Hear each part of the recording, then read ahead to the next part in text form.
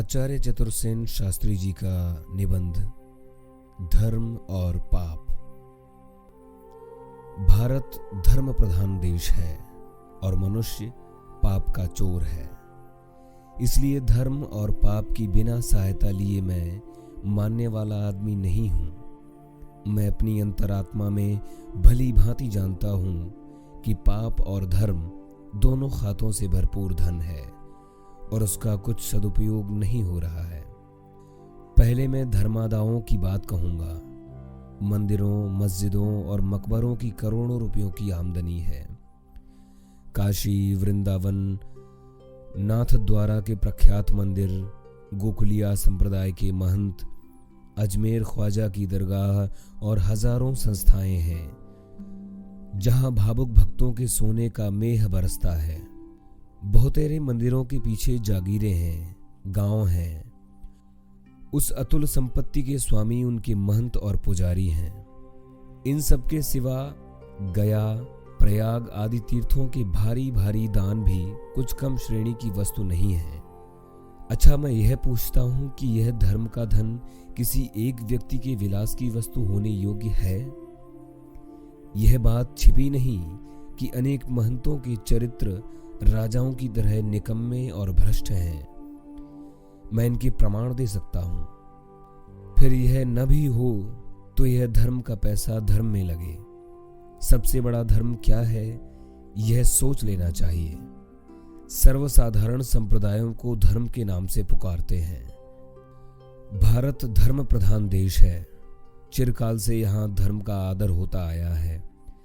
बड़े से बड़ी शक्तियां भी धर्म के आगे सिर झुकाती चली आई हैं। यह एक साधारण बात है कि जिस वस्तु की ज्यादा खपत होती है उसकी दुकानें भी बहुत सी खुल जाती हैं, और यह भी स्वाभाविक है कि नकली चीजें बहुत बनने लगती हैं। भारत में धर्म की भी वही दशा है। मंदिरों में, सड़कों पर टके सेर धर्म मिलता है। घर के धनी महाशय जब भोजन नाक तक डाट चुके होते हैं और थाली में जो जूठन दाल भात बचा रहता है, तब कहा जाता है कि यह किसी भूखे को दे दो, धर्म होगा। कपड़े पहनते पहनते जब नौकरों के भी काम के नहीं रहते, तब कहा जाता है कि किसी नंगे को दे दो, धर्म होगा। इसी भारत के जब दिन थे और भारत में बड़प्पन था, तब इसी धर्म के नाम पर राजाओं ने राज्य त्याग कर चांडाल की सेवा की थी। अपना मांस काटकर गिद्ध को खिलाया था, अपने पुत्र के सिर पर आरा चलाया था। वही महादुर्लभ और दुर्धर्ष धर्म इस कलयुग में इतना सस्ता हो गया कि जूठे टुकड़ों और फटे चिथड़ों के एवज चाहे जो उसे मोल ले सकता है। इससे अधिक उपहास और लज्जा की बात क्या होगी? धर्म का प्रश्न बहुत भ्रांत है। श्री कृष्ण गीता में कहते हैं धर्म क्या है और धर्म क्या नहीं है। इस विषय में अच्छे अच्छों की अकल चकरा जाती है। लोग धर्म करने काशी प्रयाग जाते हैं। कोई गया में सिर मुंडाता है, कोई व्रत उपवास करता है, कोई पशु बलि देता है, कोई धर्मशाला मंदिर बनाता है, कोई पूजा पाठ जप तप करता है। अनेकों प्रकार हैं, पर मैं यह कहता हूं कि यह सब धर्म नहीं है। भूखों को अन्न, प्यासों को जल, नंगों को वस्त्र, रोगी को औषध, असहाय को सहायता देना, यह हमारे मनुष्य योनि का साधारण कर्तव्य है। यह हम पर सामाजिक कृपा है और उसे अपनी शक्ति भर पालन करके हम किसी पर कुछ एहसान नहीं कर रहे हैं, न वह धर्म ही है।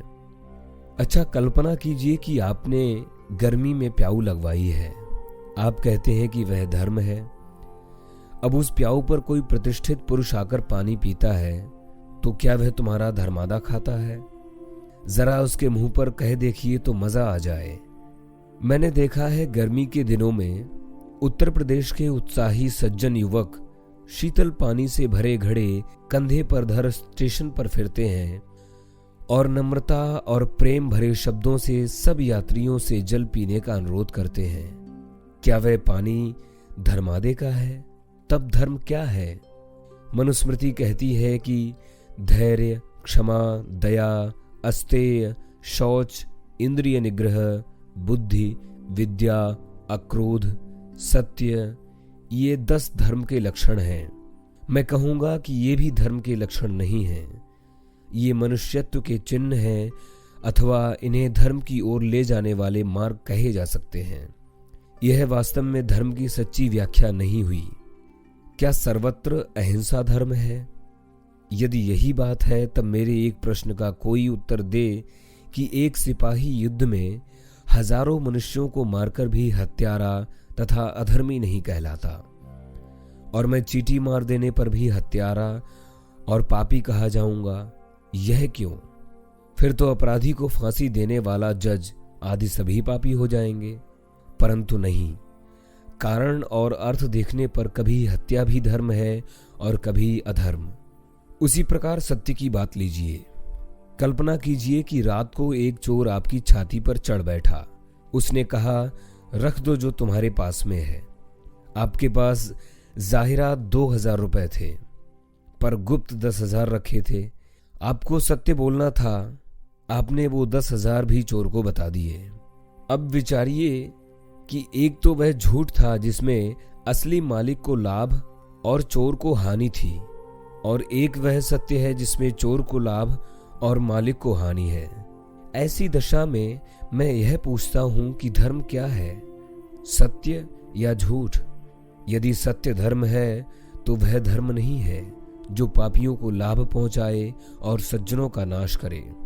धर्म के विषय में तो यही कहा गया है कि धर्म सदा पापी का नाश और धर्मात्माओं की रक्षा करता है।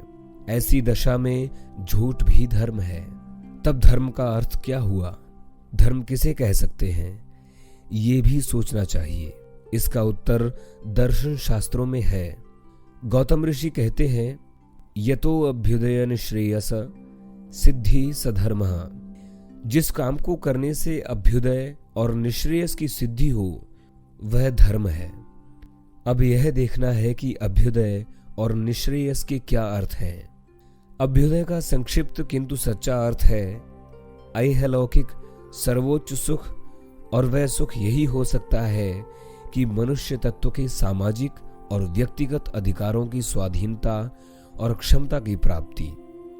निश्रेयस का अर्थ है मोक्ष अर्थात पारलौकिक सर्वोच्च आनंद, जो कि अभ्युदय की पूर्ण प्राप्ति कर जीवन के निर्बंध होने का कारण होगा।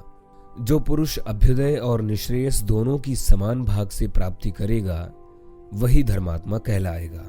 एक बात यहां ध्यान में रखने की है, संसार के बड़े बड़े ऋषि हुए, परंतु किसी ने अपने को धर्म संस्थापक कहने का साहस नहीं किया। वे सत्यवक्ता, धैर्यवान, मनस्वी, दमनशील आदि सब कुछ थे, किंतु कृष्ण ने अपने को निसंकोच भाव से धर्म संस्थापक कहकर घोषणा की है। किस लिए? लोग कहते हैं कि ये ईश्वर थे। मैं कहता हूं नहीं, इसमें ईश्वरत्व की कोई बात नहीं। वे धर्मात्मा थे और धर्म को उन्होंने ठीक समझा था। एक और अभ्युदय में वे इतने आदर्श थे कि महाभारत जैसे अमर युद्ध के नेता और जबरदस्त राष्ट्र निर्माता, साथ ही इतने मस्त और मौजी कि आनंद गंध की अमर पदवी उन्होंने प्राप्त की। दूसरी ओर ऐसे भारी कि जिनको योगियों ने ध्येय बनाया, यही पुरुष थे जिन्होंने अभ्युदय और निश्रेयस दोनों की प्राप्ति की थी। इसी से ये धर्म संस्थापक स्वीकार किए गए। वैरागी ऋषि लोग पूरे पूरे धर्मात्मा नहीं हैं, क्योंकि उनमें इतनी क्षमता न थी कि ऐहिक लौकिक सर्वोच्च सुखों को भोगते भोगते कृष्ण की तरह निश्रेयस सिद्धि करते। उन्हें विरक्त होना पड़ा। साथ ही वे लोग भी धर्मात्मा नहीं हैं जो संसार के सुखों में डूबकर परलोक का चिंतन नहीं करते। धर्मात्मा वे हैं जो संसार में रहकर संसार की यातनाओं का नाश करके संसार के लिए सुख, कल्याण, शांति और आनंद के मार्ग निर्माण करते हुए साथ ही अपनी आत्मा के कल्याण के लिए मुक्ति के साधन भी ढूंढ लेते हैं। यही सच्चा धर्म है जो बहुत गहन, बड़ा दुर्धर्ष और अत्यधिक विषम है। हम ईश्वर का भय करें, पाप से बचें, स्वार्थ को त्यागें, दया, प्रेम, वीरता और आत्मशक्ति का अभ्यास करें और तब लोक सुख की चाहना करें। यही सत्य धर्म है, यही धन का काल है। यहां तक धन का महात्म्य बढ़ गया है कि प्राचीन काल में जो राज्य शासन तलवार पर होता था, आज धन पर है। कालिदास ने दिलीप की प्रशंसा करते हुए लिखा है कि उसकी सेना आदि तो दिखावे की शोभा थी, वास्तव में राज्य संचालन के योग्य तो उसके पास दो वस्तु थीं, चढ़ा हुआ धनुष और दूसरी तीव्र बुद्धि। आज चढ़ा हुआ धनुष कुछ काम का नहीं है, तीव्र बुद्धि आज भी दरकार है, किंतु चढ़े हुए धनुष के स्थान पर भरा हुआ खजाना चाहिए।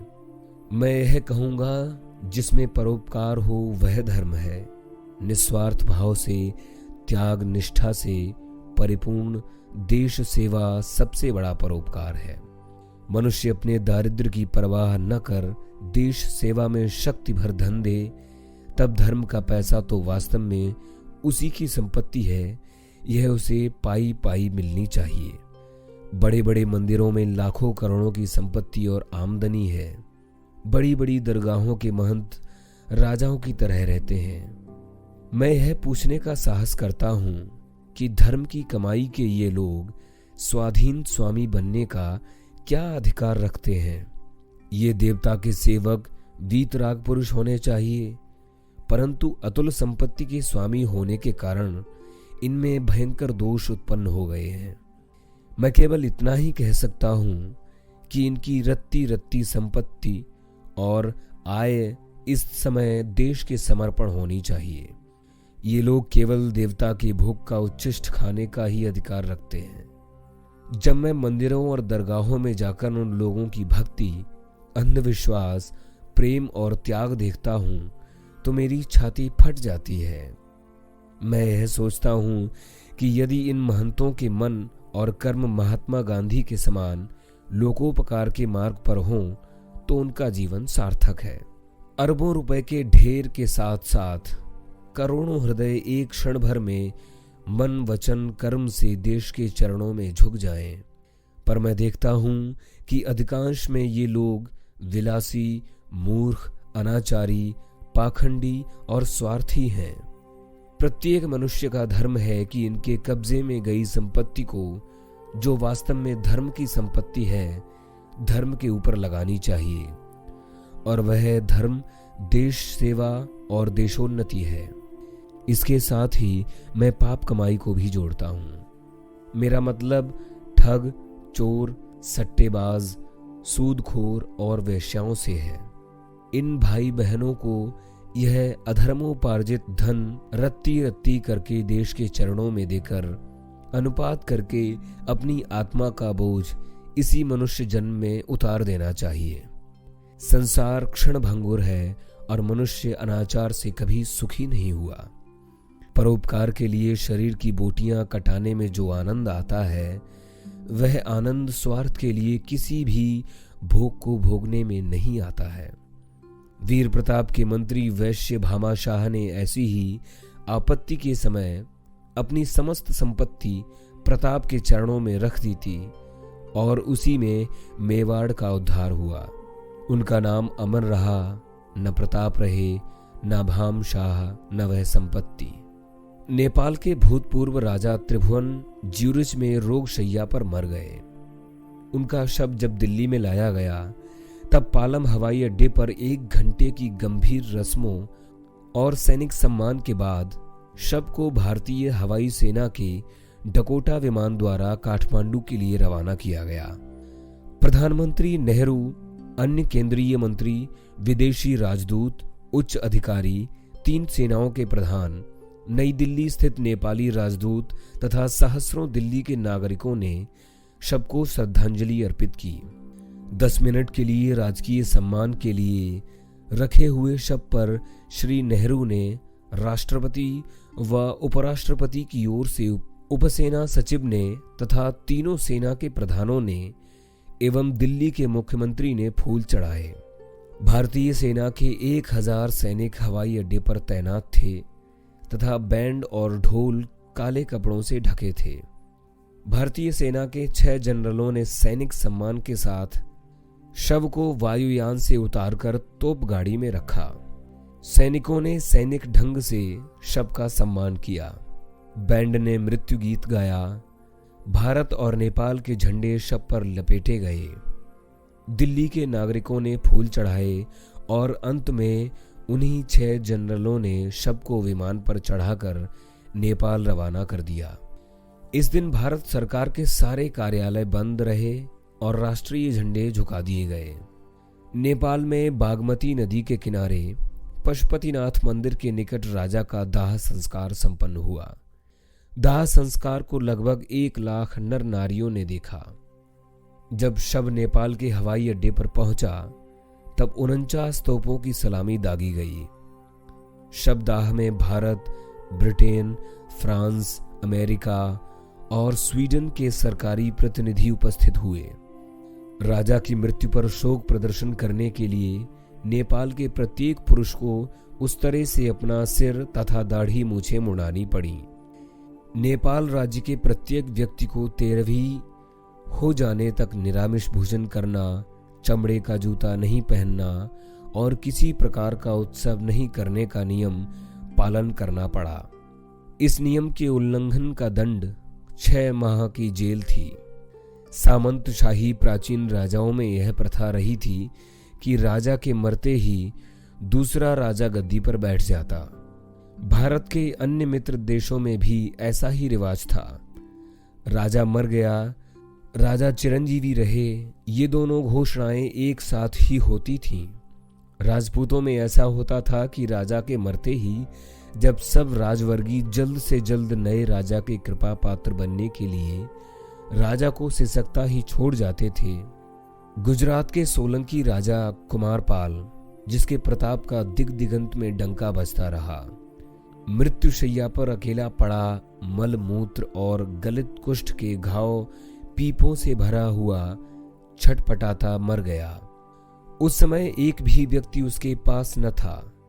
प्रजा थी कि राजा के मरते ही जब उसका पुत्र या कोई भी उत्तराधिकारी गद्दी पर बैठता था तब सबसे पहली सूचना उसे दी जाती थी कि एक सैनिक मर गया है, उसके क्रियाकर्म की राजाज्ञा प्रदान हो।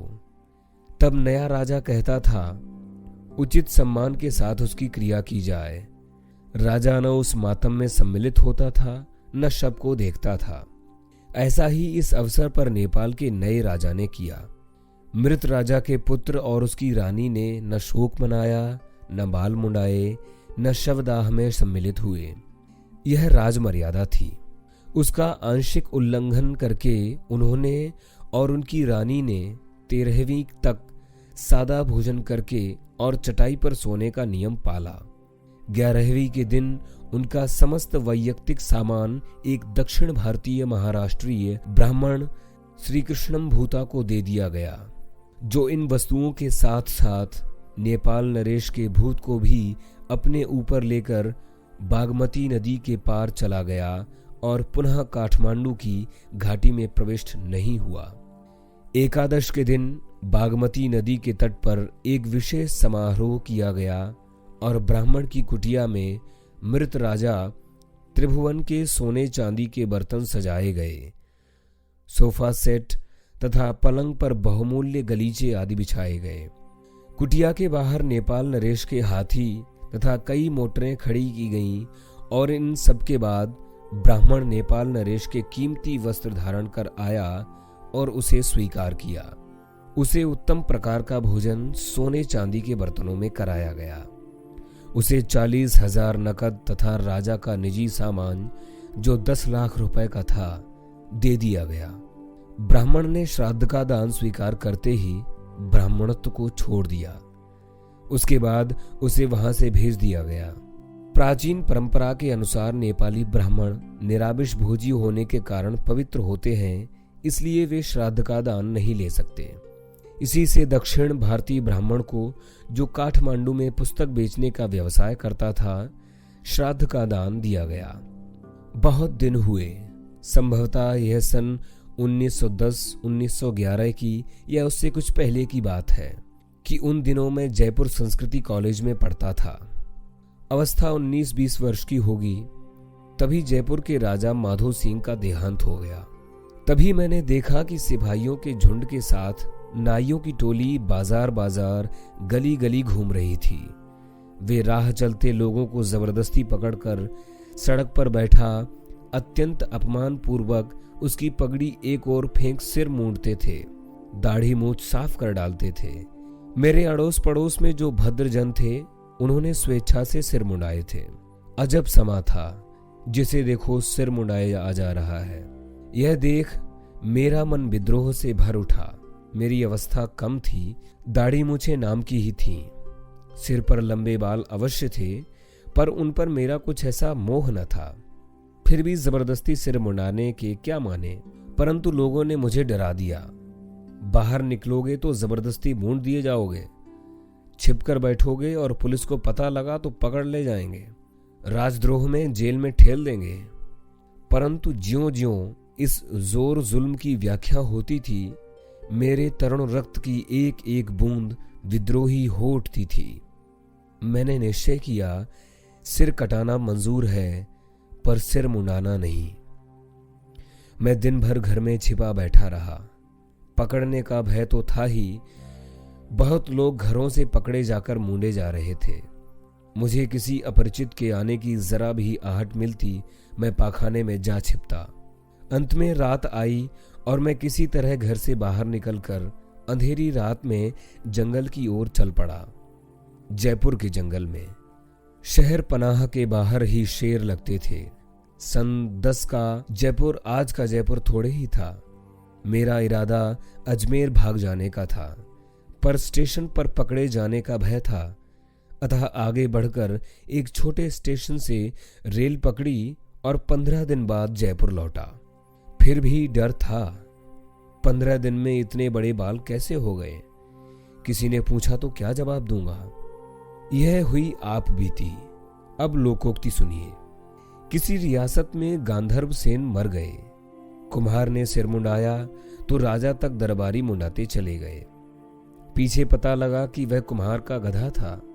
जीवित जातियां वही हैं जो आधुनिकता का प्रतिनिधित्व करती हैं, अपने आज के जीवन में जीती हैं। नेपाल वीरों का देश है।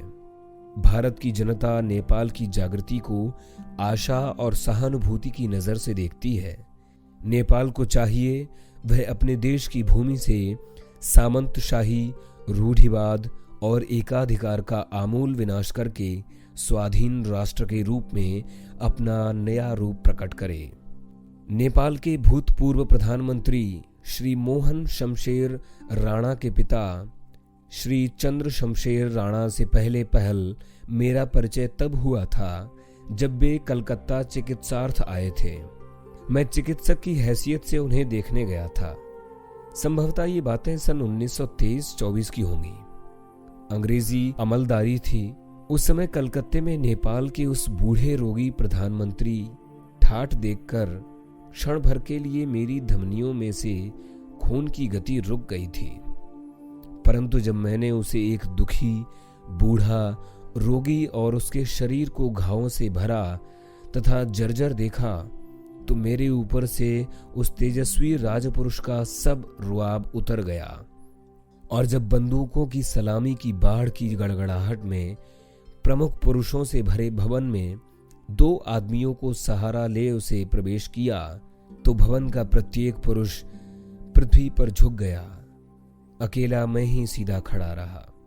मेरा यह अभिनय देख झटपट श्री मोहन शमशेर के संकेत से कर्नल चंद्रजंग ने मुझे एक ओर आने का संकेत किया। इसी समय मैंने अकंपित स्वर सुना, हे कौन है? मेरा परिचय पाकर उस वृद्ध राजपुरुष ने नर्म नेत्रों से मेरी ओर देखा और आइए कहकर एकांत कक्ष में चला गया, जहां मैंने उसकी शरीर परीक्षा की, कातरवाणी सुनी, दिल खोलकर हंसाया और तब से वह परिवार अंत तक मेरा मित्र रहा। एक यही बात नहीं, और भी राजपुरुषों से मेरा संपर्क घनिष्ठ रहा है। सर्वत्र मैंने उन्हें दयनीय और असहाय पाया है, निज के नौकरों की दया पर निर्भर, प्रायः मूर्ख और दुखी। तभी तो उनका युग बीत गया, तभी तो उनका युग बीत गया। जनता जाग गई, जनजीवन का नया अध्याय शुरू हुआ। आचार्य चतुर्सेन शास्त्री जी का निबंध धर्म और पाप। वाचक निर्मल मिश्र।